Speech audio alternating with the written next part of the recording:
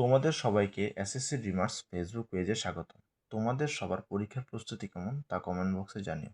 তোমাদের প্রস্তুতি আরও গোছানো করতে আমরা কিছু সাজেশন ও গুরুত্বপূর্ণ বিষয়ক ক্লাস নিয়ে আসার চেষ্টা করতেছি। তারই ধারাবাহিকতায় আজকে আমরা তোমাদের বইয়ের রসায়ন বইয়ের 7ম অধ্যায় রাসায়নিক বিক্রিয়ার একটি গুরুত্বপূর্ণ টপিক নিয়ে আলোচনা করব। তোমরা সেই গুরুত্বপূর্ণ টপিকটা হচ্ছে জারণ বিচরণ। তোমরা বুঝতে পারছো যে জারণ বিচরণের মধ্যে কোনো বিক্রিয়ায় জারণ বিচরণ ঘটে এবং কোনো বিক্রিয়ায় জারণ বিচরণ ঘটে না। তাই আমরা আজকে বিক্রিয়ার ধরন নিয়ে আলোচনা করব যে কোন বিক্রিয়ায় জারণ বিচরণ ঘটে এবং কোন বিক্রিয়ায় জারণ বিচরণ ঘটে না। তোমরা দেখতে পাচ্ছ যে আমাদের বইয়ে বিভিন্ন ধরনের বিক্রিয়াগুলো দেওয়া আছে, যেমন সংযোজন বিক্রিয়া, প্রতিস্থাপন বিক্রিয়া, বিয়োজন বিক্রিয়া, দহন বিক্রিয়া, প্রশমন বিক্রিয়া এবং অধঃক্ষেপণ বিক্রিয়া। তাই এর মধ্যে কিছু বিক্রিয়ার মধ্যে জারণ বিচরণ ঘটে এবং কিছু বিক্রিয়ার মধ্যে জারণ বিচরণ ঘটে না। কেন ঘটে না এবং কোনগুলোতে ঘটে এবং কেন ঘটে সেগুলো নিয়ে আজকে আমরা আলোচনা করব। তাহলে আমরা প্রথমে দহন বিক্রিয়া নিয়ে আলোচনা করব। তোমরা জানো যে কোনো মৌল বা যৌগকে বাতাসে অক্সিজেন উপস্থিতিতে পুড়িয়ে তার উপাদান মৌলের অক্সাইড, যে তোমাদের মনে রাখতে হবে একটি পয়েন্ট, যেটা অক্সাইড পরিণত হওয়াকে দহন বিক্রিয়া বলে। তাহলে তোমরা এখানে অক্সাইড, তার মানে আমাদের যে যৌগটা উৎপন্ন হবে সেখানে অক্সাইড মূলকটা থাকবে। তাহলে তোমরা দেখতে পাচ্ছ এখানে মিথেনের সাথে অক্সিজেন বিক্রিয়া করে কার্বন ডাইঅক্সাইড এবং পানি উৎপন্ন করেছে। তাহলে তোমাদের 3টি পয়েন্ট এখানে মনে রাখতে হবে, যেগুলো দহন বিক্রিয়ার ক্ষেত্রে প্রয়োজন মনে রাখা। যেমন অক্সিজেন উপস্থিতি অবশ্যই রাখতে হবে, যখন যখন আমরা এখানে অক্সিজেন উপস্থিতি রেখেছি। তাপ এবং আলো দিতে হবে, এখানে তাপ এবং আলো দিতে হবে এবং দ্রুত বিক্রিয়া ঘটবে। এই টপিকটা মনে রাখতে হবে যে তোমাদের দহন বিক্রিয়া খুব দ্রুত ঘটে। তোমরা এখানে দেখতে পাচ্ছ যে এখানে মিথেন রয়েছে। মিথেনের মধ্যে তোমাদের আমি গত ক্লাসে জারণ মান কীভাবে বের করতে হয় সেগুলো নিয়ে আলোচনা করেছি। তোমরা যদি সেই ক্লাসটি না করে থাকো তাহলে আমাদের ফেসবুক পেজে ঘুরে দেখতে পারো। আমাদের ফেসবুক পেজের নাম হচ্ছে এসএসসি ড্রিমার্স। তাহলে এখানে দেখতে পাচ্ছ যে হাইড্রোজেন 1:4, তার জারণ মান হচ্ছে +4। তাহলে আমরা জানি মোট যৌগে জারণ মান হচ্ছে 0। তাহলে কার্বনকে অবশ্যই -4 হতে হবে। তাহলে এখানে কার্বনের জারণ মান হচ্ছে -4। এখান থেকে দেখতে পাচ্ছ কার্বনের জারণ মান -4 থেকে অক্সিজেন যেহেতু জারণ মান -2 × 2, কারণ এখানে আছে 2টা, 2 × 2 মানে হচ্ছে -4। তাহলে কার্বনের জারণ মান +4 হতে হবে। তা তোমরা এখানে দেখতে পাচ্ছ কার্বনের জারণ মান -4 থেকে +4 এ পরিণত হয়েছে। তার মানে এখানে জারণ মান বৃদ্ধি পেয়েছে। আবার এখানে তোমরা দেখতে পাচ্ছ কোনো মৌল যদি একা থাকে তাহলে তোমরা জানো সেই জারণ মান হচ্ছে 0। তো এখানে দেখতে পাচ্ছ অক্সিজেনের জারণ মান হচ্ছে 0, সেখান থেকে তার জারণ মান বৃদ্ধি পেয়ে -2 তে পরিণত হয়েছে। তার মান জারণ মান বৃদ্ধি পেয়েছে এবং জারণ মান হ্রাস পেয়েছে।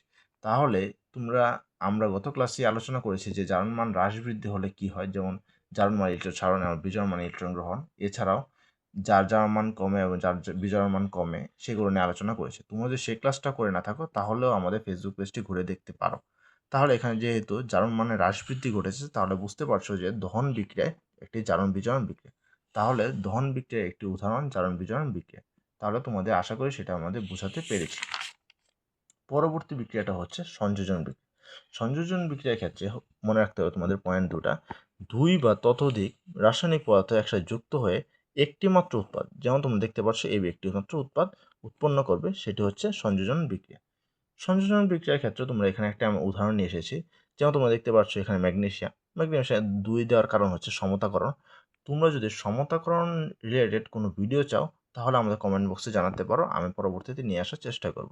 তোমরা এখানে দেখতে পাচ্ছ ম্যাগনেসিয়াম সাথে অক্সিজেন বিক্রিয়া করে ম্যাগনেসিয়াম অক্সাইড পরিণত করেছে। তোমরা এখানে দেখতে পাচ্ছ যে আমি একটু আগে তোমাদের সাথে আলোচনা করলাম যে যদি কোনো একটি মৌল সিঙ্গেল থাকে তাহলে তার জারণ মান হচ্ছে 0। এখানে তার জারণ মান 0 এবং এখানে অক্সিজেনের জারণ মানও 0। কিন্তু যে সময় উৎপাদে পরিণত হলো তখন ম্যাগনেসিয়ামের জারণ মান হচ্ছে +2 এবং অক্সিজেন জারণ মান হচ্ছে -2। তাহলে তোমরা এখানে দেখতে পাচ্ছ অক্সিজেন জারণ মান -2 এবং +2 হওয়ার কারণে তাহলে তোমরা দেখতে পাচ্ছ যে এখানে জারণ মান +2 এবং -2তে পরিণত হয়েছে। যেহেতু জারণ মানে হ্রাস বৃদ্ধি ঘটেছে তার মানে এখানেও জারণ বিজরণ বিক্রিয়া ঘটেছে। তার মানে সংযোজন বিক্রিয়া হচ্ছে একটি জারণ বিজরণ বিক্রিয়ার উদাহরণ। এখন তোমাদের সাথে আমরা আলোচনা করব প্রতিস্থাপন বিক্রিয়া। প্রতিস্থাপন বিক্রিয়ার ক্ষেত্রে কোনো অধিক সক্রিয় মৌল বা যৌগমূলক যদি অপর একটি কম সক্রিয় মৌল বা যৌগ প্রতিস্থাপন করে দেয় তাহলে সেটি হচ্ছে প্রতিস্থাপন বিক্রিয়া। তোমরা যদি তোমাদের সক্রিয়তা সিরিজ বুঝতে কোনো অসুবিধা হয় তাহলে আমাদের কমেন্ট বক্সে জানাতে পারো, আমি সেটা নিয়ে পরবর্তী ক্লাস নিয়ে আসার চেষ্টা করব। তাহলে তোমরা জানো যে সক্রিয়তা সিরিজে জিঙ্ক হচ্ছে উপরের দিকে এবং হাইড্রোজেন হচ্ছে নিচে। এই কারণে এই জিঙ্ক হাইড্রোজেনকে প্রতিস্থাপন করে জিঙ্ক সালফেটে পরিণত হয় এবং হাইড্রোজেনটি অণু হিসাবে আলাদা থেকে যায়। এখানে দেখতে পাচ্ছ যে জিঙ্কের জারণ মান হচ্ছে 0 এবং যখন জিঙ্ক সালফেটে পরিণত হয়েছে তখন জিঙ্কের জারণ মান হয়ে গেছে +2, তার মানে জারণ মান বৃদ্ধি পেয়েছে। আবার অপরদিকে এখানে হাইড্রোজেনের জারণ মান হচ্ছে +2, কারণ সালফেটের -2, যেহেতু +2 মানে +1 × 2, তাই +2 একত্রে বললে এখানে সেটি 0-তে পরিণত হয়েছে, তার মানে তার জারণ মান হ্রাস পেয়েছে। তাই এখানে বুঝতে পারছো যে জারণ বিজারণ বিক্রিয়া ঘটেছে, কারণ এখানে ইলেকট্রন আদান প্রদান হয়েছে। তাই তোমরা বুঝতে পারছো এটিও একটি জারণ বিজারণ বিক্রিয়া। আমরা পরবর্তীতে আলোচনা করব বিয়োজন বিক্রিয়া। যে বিক্রিয়ায় একটি যৌগ ভেঙে একাধিক যৌগ বা মূলক উৎপন্ন করে তাকে বিয়োজন বিক্রিয়া বলে। এখানে দেখতে পাচ্ছ PCl5 তাপে ভেঙে গিয়ে PCl3 প্লাস ক্লোরিন গ্যাস তৈরি করে। এখানে ক্লোরিনের জারণ মান হচ্ছে -1 × 5 এবং ফসফরাসের হচ্ছে +5। এখানে ফসফরাসের +5 থেকে ফসফরাসে পরিণত হয়েছে +3-তে, তোমরা দেখতে পাচ্ছ। আবার ক্লোরিন -1 থেকে 0-তে পরিণত হয়, তার মানে এখানেও তোমাদের ইলেকট্রনের আদান প্রদান ঘটেছে। যেহেতু ইলেকট্রনের আদান প্রদান ঘটেছে, তাই আমরা এটাকেও আমরা জারণ বিজারণ বিক্রিয়া বলতে পারি। তার মানে এটাও জারণ বিজারণ বিক্রিয়া। এখন আমরা আলোচনা করব প্রশমন বিক্রিয়া নিয়ে। প্রশমন বিক্রিয়ার সংজ্ঞাটা হচ্ছে একটি অ্যাসিড ও একটি ক্ষার পরস্পরের সাথে বিক্রিয়া করে একটি প্রশমিত লবণ এবং পানি উৎপন্ন করবে, তাই তাকে আমরা প্রশমন বিক্রিয়া বলি। প্রশমন বিক্রিয়ার ক্ষেত্রে আমরা দেখতে পাচ্ছি এখানে সোডিয়াম ক্লোরাইড, সোডিয়াম হাইড্রোক্সাইড এবং HCl একসাথে বিক্রিয়া করেছে। HCl এর পুরো নাম হচ্ছে হাইড্রোক্লোরিক অ্যাসিড। হাইড্রোক্লোরিক অ্যাসিড এবং সোডিয়াম হাইড্রোক্সাইড বিক্রিয়া করে সোডিয়াম ক্লোরাইড এবং পানি উৎপন্ন করেছে। এখানে দেখতে পাচ্ছ যে এখানে H এর জারণ মান হচ্ছে +1 এবং ক্লোরিনের হচ্ছে -1। আবার এখানে সোডিয়াম হচ্ছে +1, এখানে হচ্ছে -1। তোমরা দেখতে পাচ্ছ সোডিয়াম এখানেও +1। আবার ক্লোরিনের ক্ষেত্রে এখানে ক্লোরিন হচ্ছে -1, তাহলে এখানেও ক্লোরিন -1, এখানেও ক্লোরিন -1, তার মানে এখানে জারণ মানে কোনো হ্রাস বৃদ্ধি ঘটে নাই। আবার এখানে সোডিয়াম হচ্ছে +1, এদিকেও সোডিয়াম +1, তাহলে এখানেও হ্রাস বৃদ্ধি ঘটে নাই। তাহলে আমরা বলতে পারি যে এখানে ইলেকট্রনের আদান প্রদান ঘটে নাই। তাই প্রশমন বিক্রিয়াকে আমরা কখনো জারণ বিজারণ বিক্রিয়া বলতে পারবো না। তাই আমরা জারণ বিজারণ বিক্রিয়া নয়, আমরা লিখে দিলাম বিক্রিয়া নয়। তাহলে তোমরা বুঝে গেলে যে প্রশমন বিক্রিয়া কখনো জারণ বিজারণ বিক্রিয়া হবে না। তোমাদের সৃজনশীলে ক্ষতে কখনো দিয়ে দিতে পারে যে প্রশমন বিক্রিয়া কেন জারণ বিজারণ বিক্রিয়া নয় সেটি প্রমাণ করে দাও। তখন তোমরা এভাবে ইলেকট্রনের আদান প্রদান দেখিয়ে দিতে পারবে যে এখানে ইলেকট্রনের কোনো আদান প্রদান ঘটে নাই, তাই এটি জারণ বিজারণ বিক্রিয়া নয়।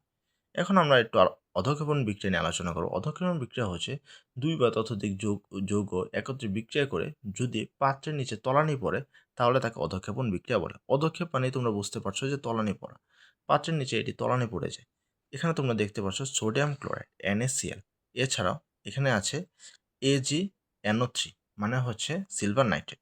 এখানে সিলভার নাইট্রেট এবং সোডিয়াম ক্লোরাইড একত্রে বিক্রিয়া করে AgCl তৈরি করে। এখানে AgCl হচ্ছে একটি, যদি আমরা পাত্রে এই বিক্রিয়াটা করি তাহলে AgCl এখানে নিচে জমা হয়ে থাকে। এটা দেখতে অনেকটা কাচের মতো লাগে এবং সেটি চিকচিক করতে থাকে। এই যে চিকচিক করছে তার কারণে আমরা এটা হচ্ছে চিকচিক করছে, এজন্য একে সিলভার দর্পণ পরীক্ষাও বলা হয়। এছাড়া এটি যৌগ তৈরি হয়েছে। এখানে তোমরা দেখতে পাচ্ছ এখানে সোডিয়ামে যার মান হচ্ছে +1, এটি যখন এখানে তৈরি হলো তখন সেটারও +1।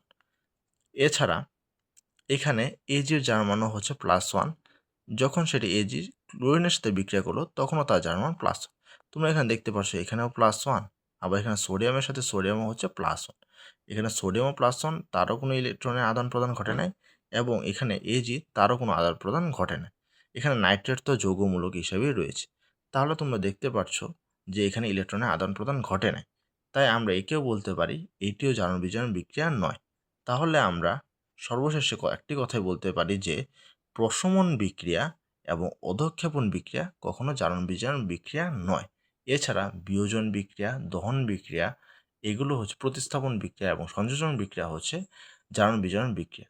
তাহলে তোমরা সহজে এখন ক্ষতে এবং বা বিভিন্ন বর্ণনামূলক প্রশ্নেও সহজে এগুলো ব্যাখ্যা করতে পারবে আশা করি। তোমাদের যদি এই ক্লাসটা ভালো লেগে থাকে তাহলে তোমরা আমাদের পেজটা ফলো করতে পারো, আমাদের ভিডিওগুলো দেখতে পারো। সকলকে ধন্যবাদ।